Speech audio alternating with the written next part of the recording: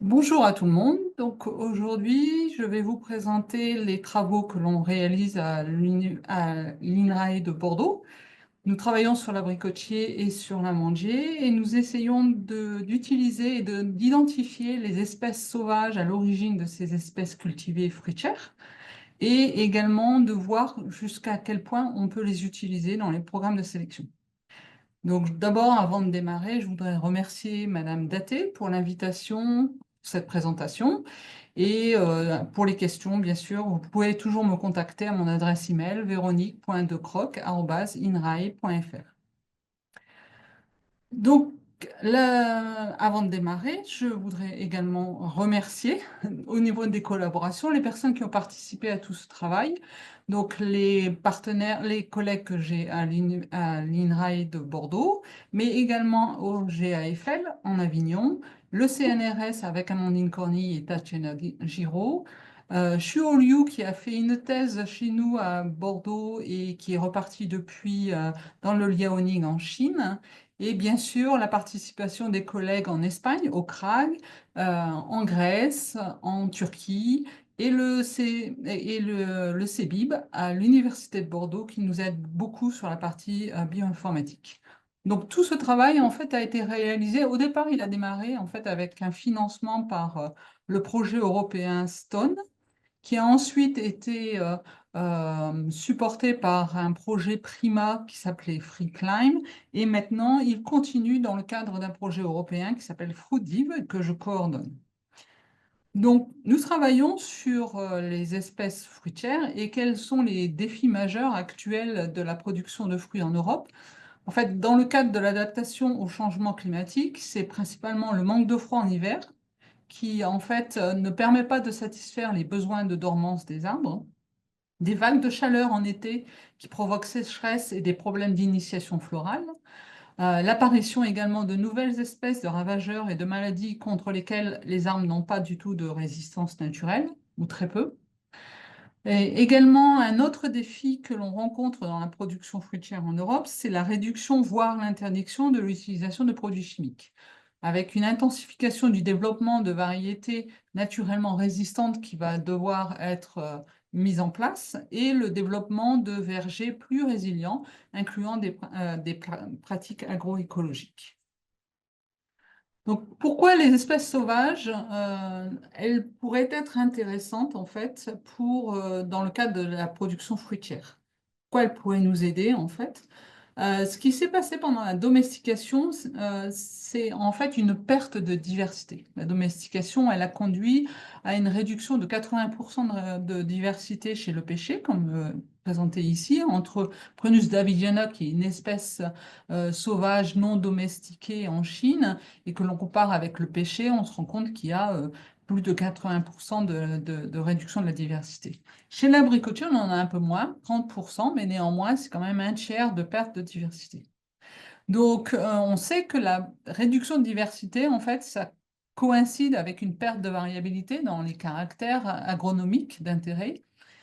Et donc, en fait, notre but, c'est de réintroduire de la diversité à partir des espèces sauvages et de manière à pouvoir récupérer la variabilité phénotypique pour un certain nombre de caractères, notamment ceux qui ont trait à l'adaptation au changement climatique et à la culture avec en bas intrants et la résistance naturelle aux pathogènes et aux ravageurs. Donc, les principaux challenges que l'on rencontre quand on étudie les espèces sauvages, ce sont lesquels? En fait, c'est d'abord les trouver et obtenir les droits pour les collecter, puisque tout ça, ça doit se faire maintenant dans le cadre du protocole de Nagoya.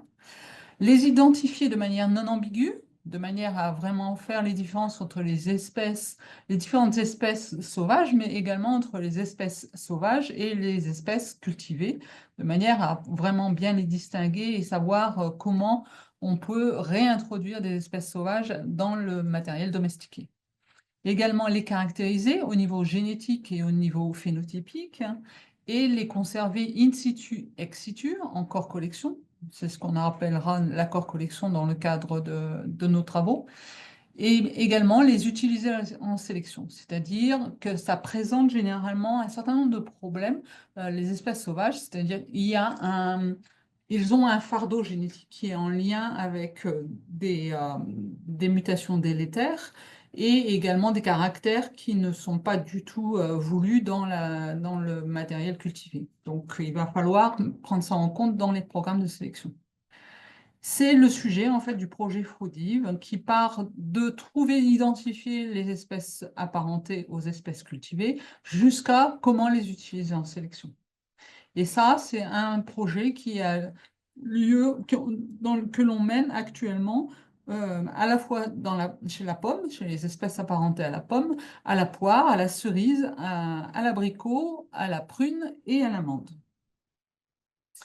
Donc, quand on dispose en fait d'espèces sauvages, on se pose la question finalement, c'est quoi l'apparentement, c'est quoi le lien de parenté entre les espèces sauvages et l'espèce qui est cultivée. Donc, la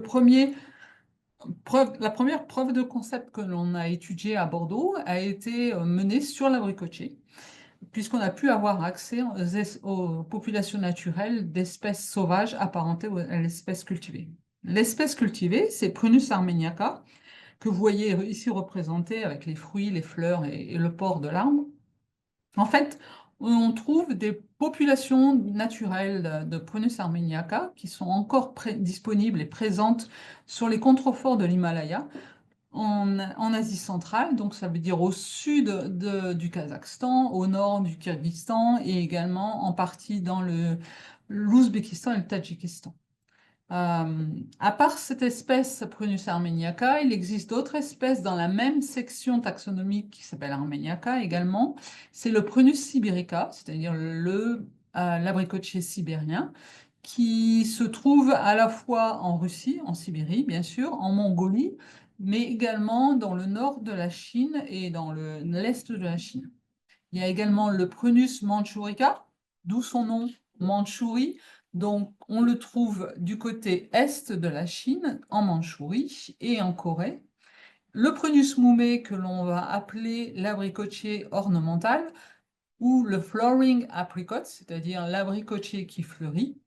C'est une espèce qui est très importante en Chine, puisqu'en fait, elle est beaucoup cultivée pour sa fleur. Elle fleurit même en hiver sous la neige.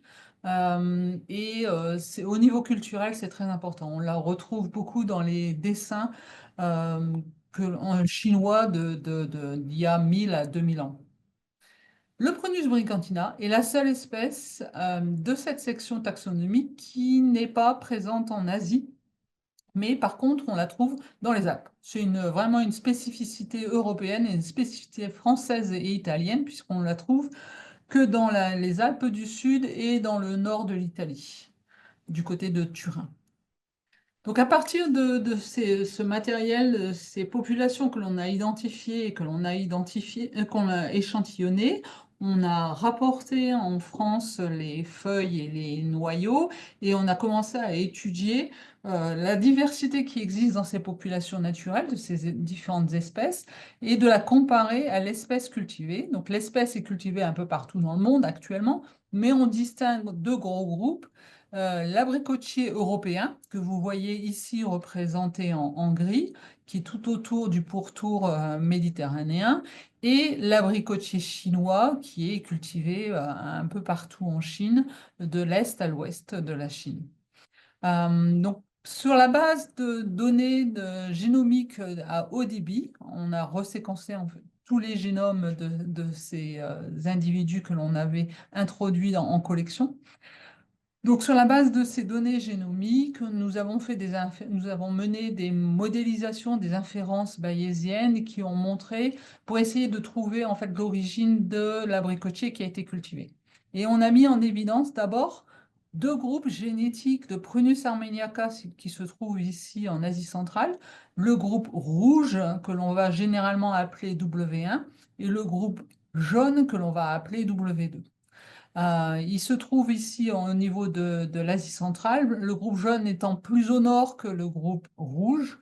Et quand on a mené nos études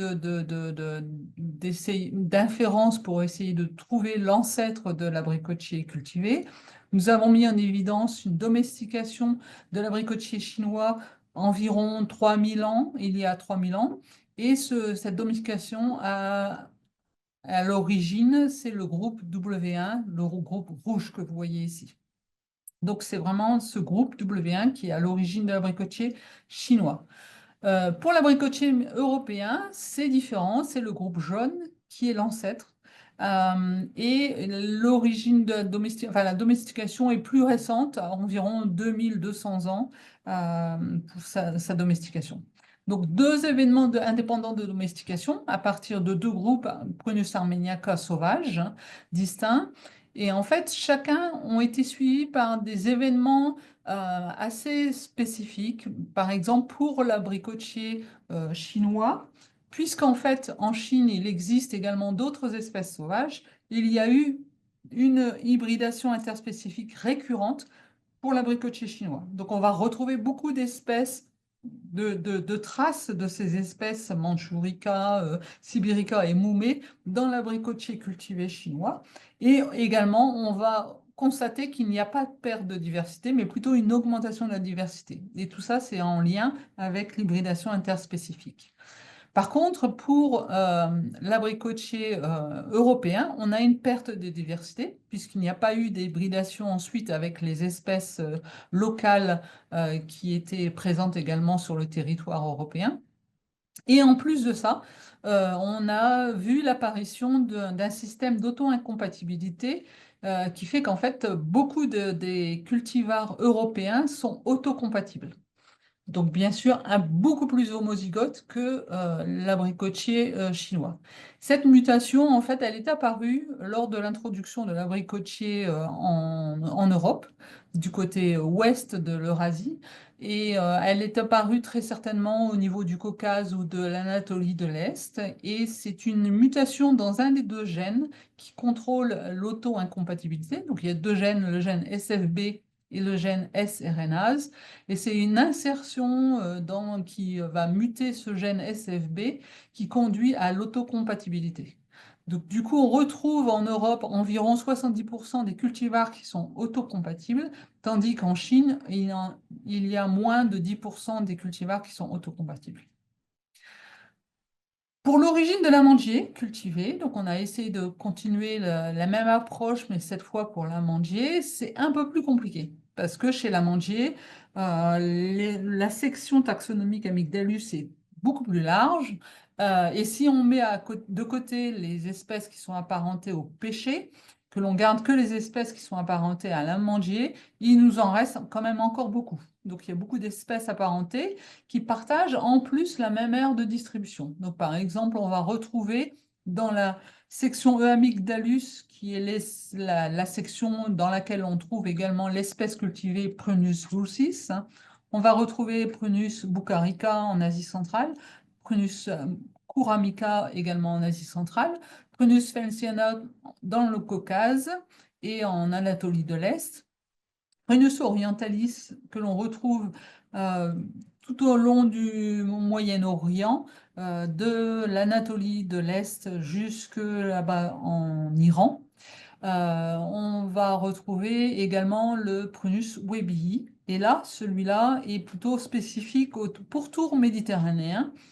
Et maintenant, jusqu'à présent, en fait, des populations ont été encore identifiées, mais principalement dans le sud de l'Europe. Dans la section Sparteoides, ce que l'on va appeler également alors, Prunus sparteoides ou Prunus arabica ou Prunus scoparia, que l'on va retrouver dans le Moyen-Orient et également du côté du Liban et d'Israël. La section lycoides que l'on va retrouver en Asie centrale avec Prunus spinosissima. Et puis une autre section qu'Amygdalus, un petit peu plus compliqué à prononcer, qui est le Prunus tenella ou Amygdalus nana, qui est principalement dans la partie nord de l'Eurasie. Donc c'est très compliqué. Ce sont des espèces qui sont partiellement autocompatibles, enfin pas autocompatibles, mais interfertiles, et qui partagent la même aire de distribution. Donc on va retrouver des formes hybrides, et ça va compliquer énormément la classification de ces espèces et des populations identifiées. Donc, pour donner un petit exemple en fait, de l'échantillonnage qui a été mené dans ces régions, ici c'était dans le Nardivan avec mon collègue du GAFL, David Tricon. Et d'ailleurs, j'en profite pour remercier tous les partenaires au niveau local qui nous ont aidés dans l'identification des populations et ensuite dans les prélèvements. Donc, on a prélevé de l'Amygdalus communis, en fait, c'est ce qui s'est appelé comme ça sur place, sur le terrain. Globalement, en fait, c'est du Prunus dulcis et on va le retrouver ensuite en génotypage, ça va confirmer cette identification. Le Prunus orientalis, on a également échantillonné le Prunus valenciana et le Prunus spinosissima. Et maintenant, on continue en fait la campagne d'échantillonnage avec Fraudive, dans le cadre de Fraudive avec le Scoparia, le Tenella, le Webi, etc. Donc, on a fait une première analyse sur la base, cette fois, de microsatellites pour essayer de voir comment les espèces Spinosissima, Fancyana, donc Spinosissima que l'on va retrouver, oups, excusez-moi, ici, la souris qui bouge un peu vite. Donc, en vert, on va retrouver la Spinosissima. En jaune, on va retrouver le Fancyana et en gris, on va retrouver le Prunus orientalis. Donc, on voit les trois espèces qui sont bien distinctes sur l'approche en composantes factorielles et grouper tous ensemble tous les Prunus dulcis. On en parlera après des Prunus dulcis, donc tout ce qui est rose, bleu, etc. Tout ça, c'est du Prunus dulcis. Donc, bien distingué, on distingue bien le Prunus dulcis des trois autres espèces. Et quand on commence à essayer de faire l'inférence pour essayer d'identifier l'ancêtre, ce que l'on se rend compte, c'est qu'en fait, malgré les publications qui semblaient indiquer que c'était Prunus santiana qui serait l'ancêtre de Prunus dulcis, nous, dans notre cas, dans nos conditions, avec notre échantillonnage, nous pouvons dire que c'est Prunus orientalis qui était très probablement l'ancêtre du Prunus dulcis. En tout cas, des deux groupes européens, le bleu ciel et le bleu foncé que vous voyez ici représentés. Et vous verrez qu'ensuite, c'est également Prunus orientalis pour le groupe qui est plus asiatique. Donc en fait, quand on regarde les abricotiers cultivés, donc les amandiers cultivés, donc on garde dans ce cas que les Prunus dulcis et on refait cette même analyse, on se rend compte qu'il y a quatre groupes génétiques chez les Prunus dulcis. On a le groupe ici rose qui est le groupe plutôt caucasien asiatique, également l'Anatolie de l'Est. Donc c'est l'amandier cultivé plutôt à l'est de l'Europe. On voit en bleu ciel l'amandier qui est cultivé au sud de l'Espagne. Et ici en bleu foncé, c'est l'amandier qui est cultivé dans le nord de l'Espagne, en France, en Espagne, en Grèce et dans tout le reste de l'Europe. Donc à nouveau, très belle distinction entre les quatre groupes génétiques. Et le quatrième groupe génétique, c'est quoi? En fait, c'est un échantillonnage que l'on a fait sur une île qui se trouve en Turquie, dans l'Anatolie de l'Est, et qui s'appelle l'île d'Agdamar. Donc, les premiers résultats qu'on a obtenus, c'est d'abord Amygdalus communis, c'est une forme ensauvagée de Prunus dulcis. Donc, il n'y a pas lieu d'indiquer que Amygdalus communis est une espèce à part entière. Non, c'est une forme ensauvagée de Prunus dulcis.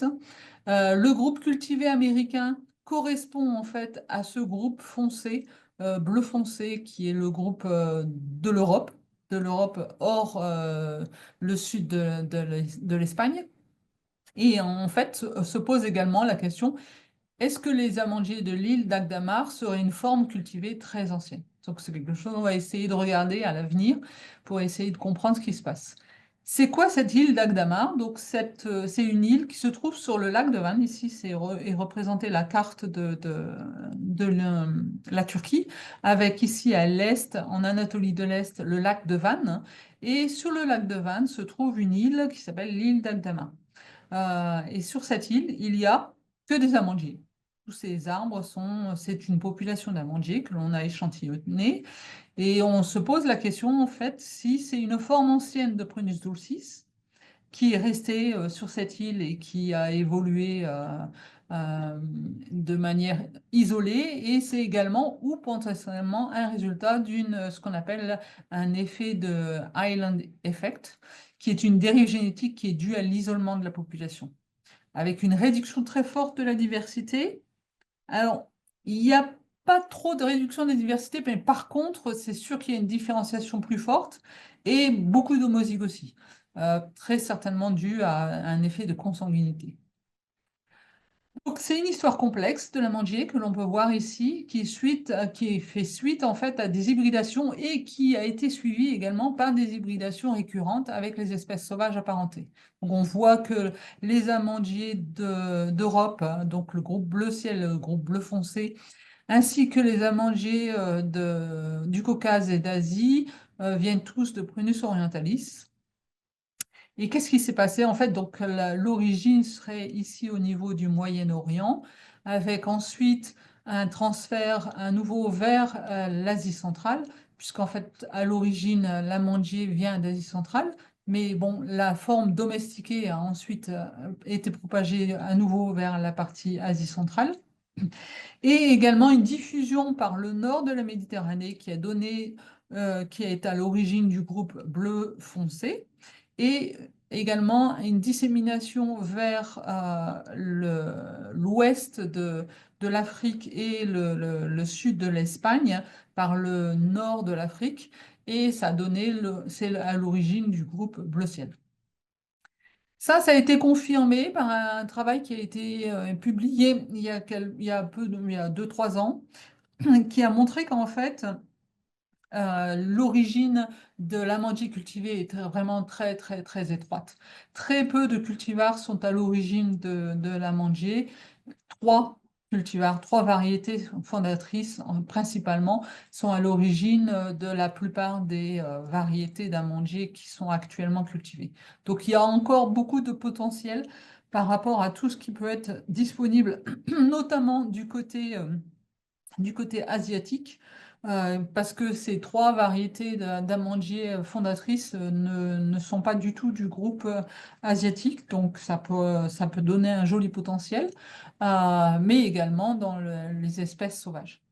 Et dans le cadre justement du projet européen Frudive, on est en train de se poser. On a échantillonné les populations de Prunus webi, donc c'est une espèce du sud de l'Europe qui est sauvage, apparentée à l'amandier cultivé. Donc initialement, on se demandait si c'était pas plutôt une forme ensauvagée de Prunus dulcis, de l'amandier cultivé. Et en fait, les premières analyses ont montré que non. Le Prunus webi est vraiment distinct du Prunus dulcis.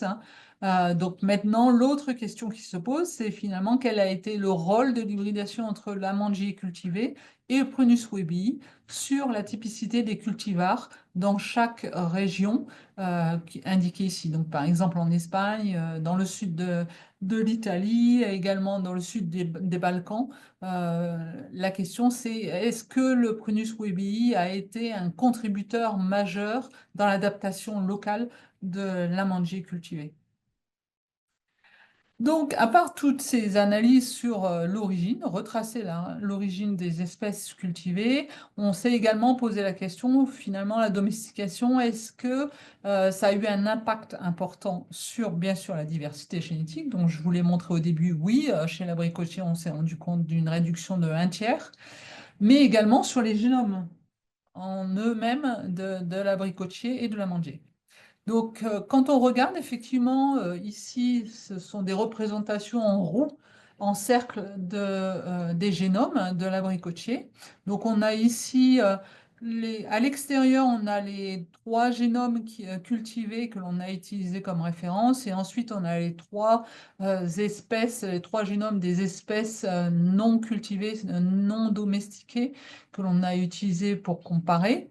Et donc, quand on a mené des analyses de diversité, donc en fait, on regarde les endroits du génome qui sont fixés chez l'abricotier cultivé. Donc, on va retrouver des pics de fréquence allélique pour un certain nombre de positions dans le génome. Et ça indique en fait ces positions dans le génome étaient sous sélection durant la domestication. Parce que lorsqu'il y a un pic dans les génomes cultivés, mais ce pic n'existe pas dans les génomes sauvages, c'est qu'apparemment un seul allèle ou très peu d'allèles ont été sélectionnés et fixés sur ces régions-là, en comparaison du sauvage. Donc ici, je vous représente, par exemple, sur le chromosome 4, hein, une région très importante, puisqu'en fait, on s'est rendu compte que pour l'abricotier européen, la moitié des régions sous sélection ont eu lieu, sont placées sur le chromosome 4. Donc le chromosome 4 a été le chromosome qui a été majoritairement sous sélection durant la domestication et dont notamment la région centrale du chromosome 4 chez l'abricotier européen. Or, on sait également que le chromosome 4 porte un certain nombre de déterminants génétiques pour des caractères agronomiques d'intérêt, tels que la floraison, la taille du fruit, le poids du fruit, etc. Donc, ça fait plutôt sens et on a trouvé également des colocalisations entre des régions sous sélection et des régions qui ont été identifiées par cartographie génétique pour un certain nombre de caractères d'intérêt. Chez les Chinois, par contre, de manière assez intrigante, ce n'est pas du tout le chromosome 4. Ici, c'est le chromosome 4 représenté. Il n'y a pas du tout de différence. Il y a très peu de différence entre le cultivé et les sauvages. Par contre, c'est plutôt le chromosome 1 qui a été sous sélection, puisqu'un tiers des régions sous sélection sont localisées sur le chromosome 1. Là, je vous présente un exemple d'une représentation en ligne hein, de ce que vous voyez ici en cercle, qui est un petit peu plus parlant et en fait positionné sur les pics, les gènes qui sont derrière ces pics. En fait, on a identifié également la position des gènes et donc on a fait une corrélation entre le gène, la fonction du gène et la région qui était sous sélection. Donc c'est comme ça qu'on peut dire que les gènes qui ont été sous sélection, c'est principalement des gènes en lien avec le fruit, la qualité du fruit, avec la floraison, avec la réponse au stress également, un certain nombre de stress et également sur le cycle circadien, sur la floraison, sur le fait que on va avoir une période juvénile, etc. Alors, je vais vous donner un exemple type de gène qui a été sous sélection durant la domestication. Et ce gène, en fait, il a été sous sélection à la fois chez l'abricotier chinois et chez l'amandier. C'est le cas spécifique de la consommation de l'amande. Donc, en Europe, on consomme l'amande de l'amandier. En Chine, ils ne consomment pas l'amande de l'amandier. Ils ont très peu d'amandiers, sauf dans le Xinjiang, donc complètement à l'ouest de la Chine. Mais sinon, dans tout le reste de la Chine, il n'y a pas d'amandier. Donc, ils cultivent l'abricotier et ils ont sélectionné l'abricotier pour produire de l'amande qui est consommable. Et quand en fait on regarde ce qui se passe dans l'amande, pourquoi on ne consomme pas l'amande de l'abricot en Europe et pourquoi on ne consomme pas de l'amande amère, de ce qu'on appelle l'amande amère, de l'amandier qui produit de l'amande amère. En fait, à l'intérieur de l'amande, il y a il y a un mécanisme qui conduit à la production de cyanure, de dérivés de cyanure, l'amygdaline, on appellera ça l'amygdaline. Donc, toute cette voie de transduction de signaux conduit à cette production de cyanure. L'accumulation de la cyanure fait que l'on ne va pas consommer l'amande parce qu'à forte dose, c'est dangereux pour l'humain. Ce qui s'est passé durant la domestication de l'amandier, en fait, il y a eu une mutation qui est apparue dans un facteur de transcription qui contrôle l'expression de ces deux gènes que vous trouvez ici dans cette voie de transduction. Et cette mutation, en fait, dans le gène BHLH, est vraiment strictement en lien avec la domestication, puisqu'en fait, toutes les amandes non amères vont avoir cette mutation, plus certaines autres qui n'ont pas non plus, qui n'ont pas la mutation, mais qui ne produisent pas non plus de cyanure. Et en fait, chacune, dans ce cas précis, est en lien également avec la sélection d'une mutation en amont dans le promoteur d'un de ces gènes. Donc, vraiment, ce sont les gènes cibles pour pouvoir ensuite consommer l'amande, il faut avoir des mutations sur ces gènes-là. Qu'est-ce qui se passe chez l'abricotier? En fait, quand on compare l'abricotier chinois qui a été domestiqué et l'abricotier européen, on retrouve une mutation, une région sous sélection pour ce gène ici précis chez l'abricotier chinois que l'on ne trouve pas chez l'abricotier européen. Et ceci explique en fait que euh, en Chine, vous pouvez consommer l'amande de l'abricot, mais vous ne pouvez pas la consommer en Europe. Donc ça, c'est un exemple en fait de caractère qui a été sous sélection, que l'on a perdu dans le matériel dont on dispose en Europe, qu'on pourrait potentiellement récupérer en repartant dans les espèces, soit dans le pool sauvage, soit dans dans les autres poules génétiques tels que les poules chinois. Et ça pourrait permettre d'introduire de nouveaux caractères d'intérêt.